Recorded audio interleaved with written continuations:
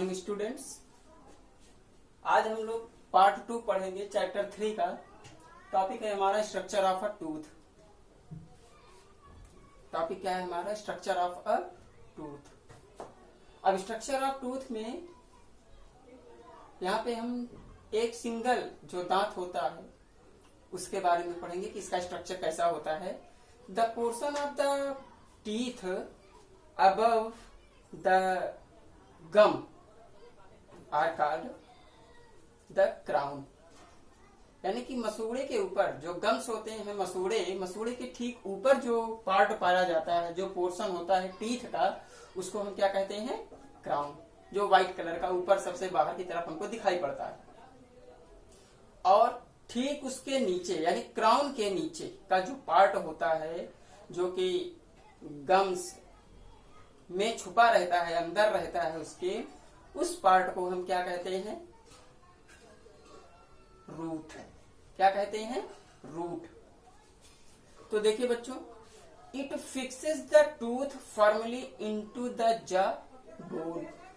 जो हमारे दांत, जो हमारे मुंह के जबड़े होते हैं, जॉज, उनमें जो हड्डियां पाई जाती हैं वो उसी में फर्मली पैक होता है, धंसा रहता है।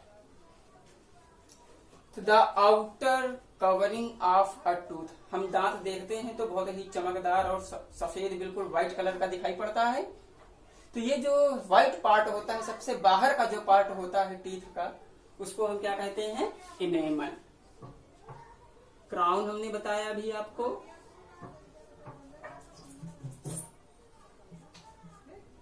क्राउन क्या बताया हमने? क्राउन।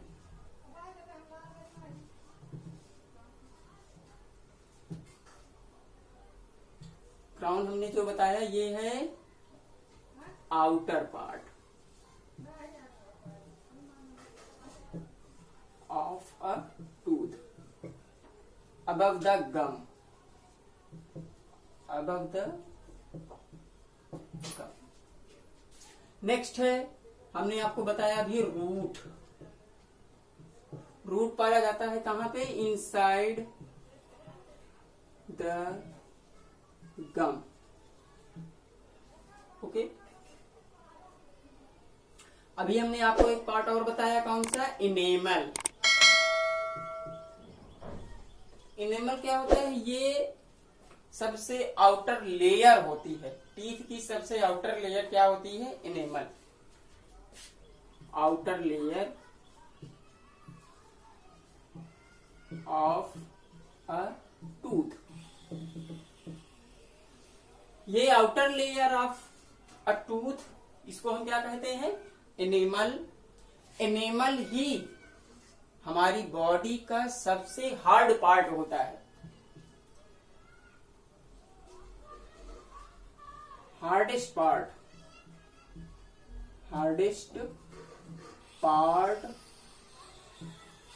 Of your body. ये सबसे हार्डेस्ट पार्ट होता है बच्चों। ओके। अब देखिए, दांत में जो रूट बताया गया आपको अभी, ठीक वहीं पर गम्स में और अंदर गहराई में पार्ट होता है, टूथ का पार्ट है पल्प। क्या होता है? पल्प। यह सबसे डीप में होता है, गहराई में पाया जाता है, मसूड़े के अंदर, गम्स के अंदर। तो यह जो पल्प होता है, इसमें नर्व सेल्स होती हैं एंड ब्लड वेसल्स होते हैं। और क्या होता है? Blood vessels. नर्व्स होती हैं जो हमारी इंफॉर्मेशन को, टीथ में जो दर्द होता है हमको नर्व से पता चलता है। और जो भी फूड हम खाते हैं, जैसे कैल्शियम है, तो कैल्शियम हमारे दांत के लिए बहुत ही इंपॉर्टेंट है। तो ये ब्लड से ही, ब्लड वेसल से होते हुए पल्प तक पहुंचता है और ये पूरे टूथ को मिलता है, जिससे हमारे टूथ स्ट्रांग होते हैं। तो यही है हमारा structure of a tooth. Dear इसका फिगर बुक में दिया गया है, प्लीज आप लोग इसको फेयर कॉपी में इसको अपनी नोट्स में जरूर बनाएंगे।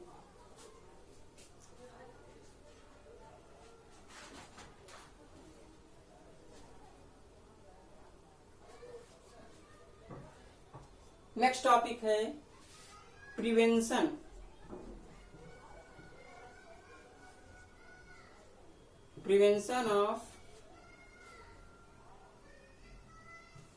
Prevention is better than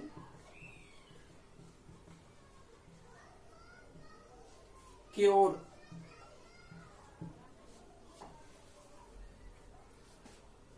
इलाज से सबसे बेहतर क्या होता है? बचाव। तो हमें अपने दांत को प्रोटेक्ट करना चाहिए, बचाना चाहिए, सुरक्षित रखना चाहिए। और इसको हम कैसे प्रिवेंट करें, कैसे सुरक्षित रखें, तो नेक्स्ट पॉइंट इसमें हम आपको बता दे रहे हैं। To prevent tooth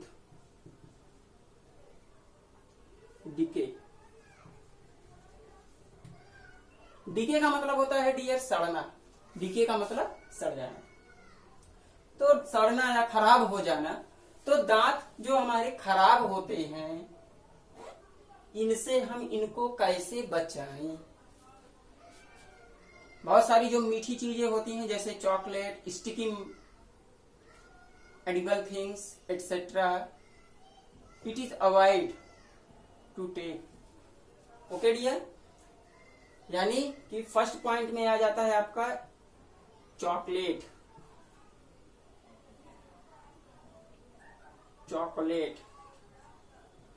Fiji drinks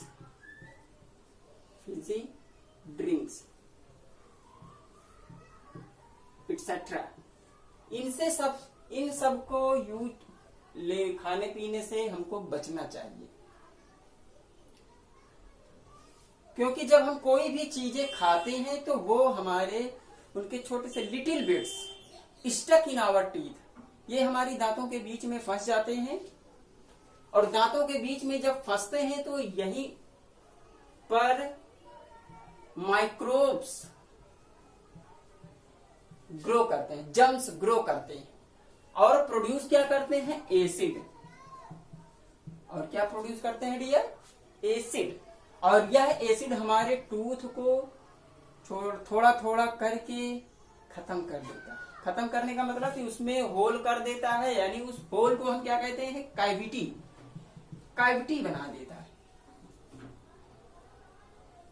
और अगर ये कैविटी हम इसका ट्रीटमेंट नहीं करते हैं टाइम पर, तो ये कैविटी धीरे धीरे बढ़ती जाती है और पहुंच जाती है कहां तक?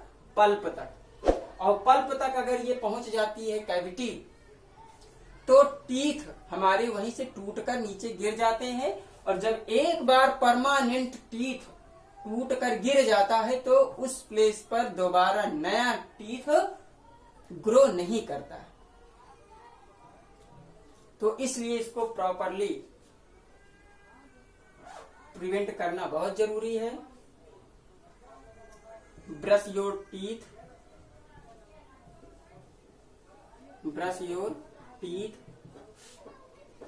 Twice a day. एक दिन में हमको 2 बार ब्रश करना चाहिए, जिससे कि जो भी इसमें खाने पीने वाली चीजें जो भी फंसी हैं बीच में, दांतों के बीच में फंसा हुआ है, वो आराम से ब्रश करने पर निकल जाए, साफ हो जाए, जिससे जर्म्स ग्रो ना करने पाए।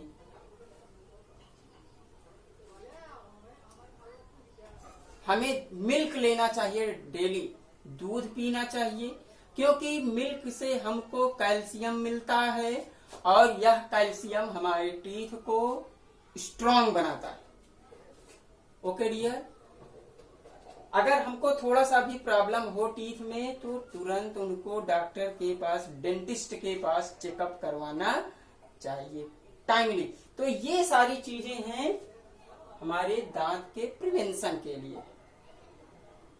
Okay dear, Next and last topic of this chapter is microbes.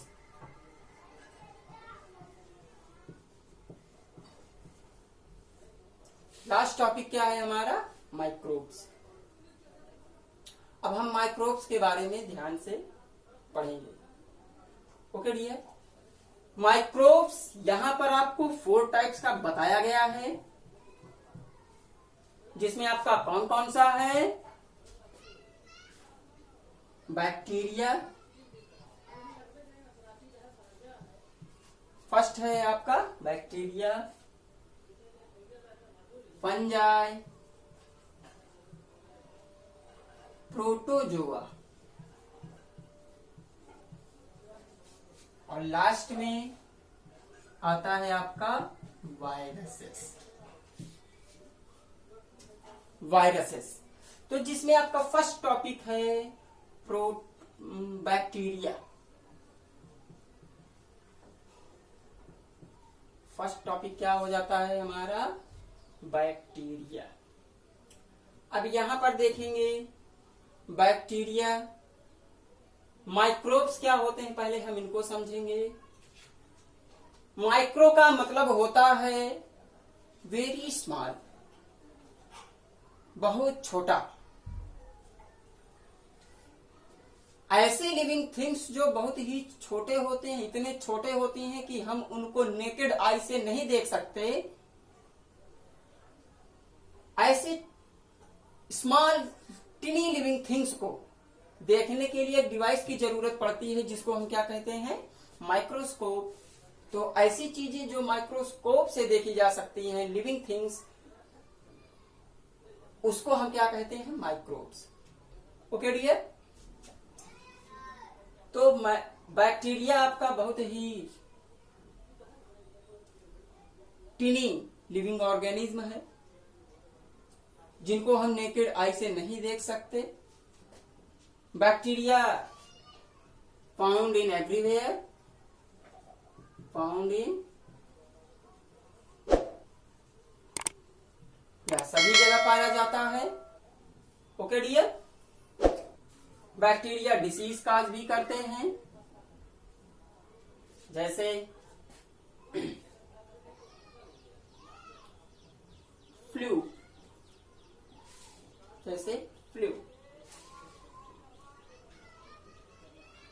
Measles,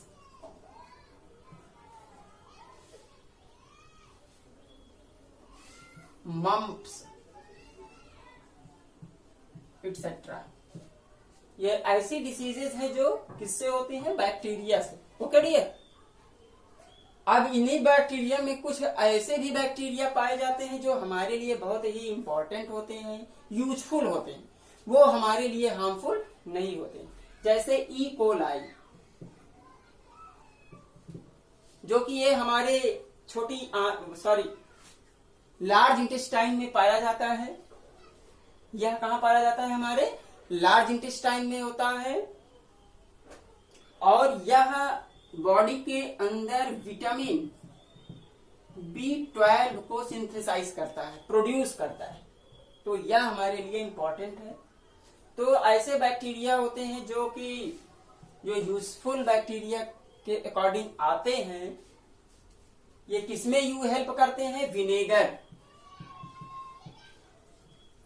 vinegar के प्रोडक्शन में, कर्ड में, चीज में, एटसेट्रा.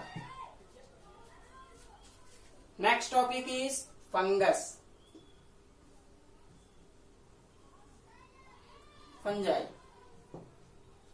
फंजाई वेट प्लेसेस पर पाए जाते हैं. फाउंड इन वेट प्लेसेस, जो गीली चीजें होती हैं, जहां पे मॉइस्चर होता है, नमी होती है, ये ऐसी जगहों पर पाए जाते हैं. फंगस सिंगुलर है, फंजाई प्लूरल. यह हमारे लिए हार्मफुल होता है. फंगस ग्रो करते हैं तो फूड पॉइजनिंग भी होती है. फूड पॉइजनिंग में, डैंड्रफ में, etc. Okay dear, next is protozoa.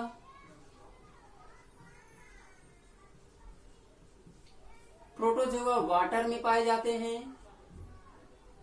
Protozoa कहां पाए जाते हैं डियर? वाटर में एंड वेट प्लेसेस पर। ओके, ये डिसीज कॉज भी करते हैं। It causes diseases such as malaria. ये क्या कॉज करते हैं डियर? मलेरिया। मलेरिया जो जिस प्रोटोजोआ से होता है उसको हम क्या कहते हैं? प्लाज्मोडियम। प्लाज्मोडियम डियर एक प्रोटोजोआ है जो वाटर में पाए जाते हैं, और ये प्लाज्मोडियम क्या एक प्रोटोजोआ है। प्लाज्मोडियम से ही मलेरिया कॉज होता है। Last topic, virus. Last topic of this chapter, viruses.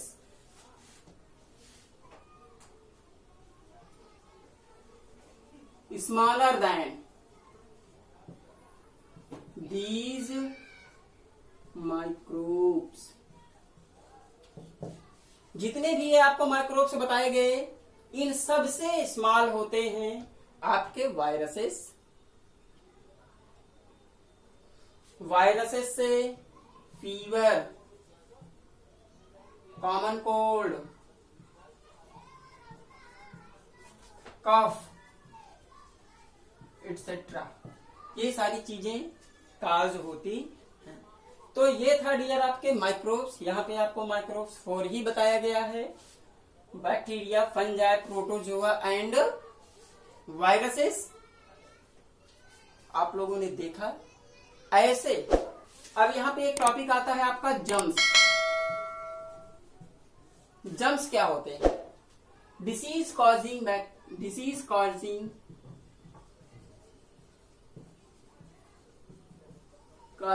Microbes. Disease causing microbes are called germs.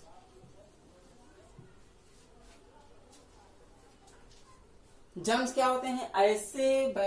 ऐसे माइक्रोब्स जो डिसीज कॉज करते हैं, जिनसे बीमारी होती है, बीमारी फैलाते हैं, ऐसे माइक्रो ऑर्गेनिज्म को हम जम्स कहते हैं। तो जम्स यूजफुल भी होते हैं और हार्मफुल भी होते हैं। जो डिसीज कॉज करते हैं वो हमारे हार्मफुल जम्स के अकॉर्डिंग आते हैं, और जो यूजफुल में आते हैं जैसे ई कोलाई है, विटामिन B12 को सिंथेसाइज करता है, विनेगर बनाने में हेल्प करते हैं, कर्ड के बनाने में, चीज के बनाने में हेल्प करते हैं, अल्कोहल बनाने में हेल्प करते हैं। ऐसे माइक्रो ऑर्गेनिज्म या ऐसे माइक्रोब्स को हम यूजफुल माइक्रोब्स कहते हैं। तो ये था हमारा चैप्टर। यहाँ पे हमारा टॉपिक कंप्लीट होता है और इसी के साथ ये चैप्टर भी आपका कंप्लीट होता है।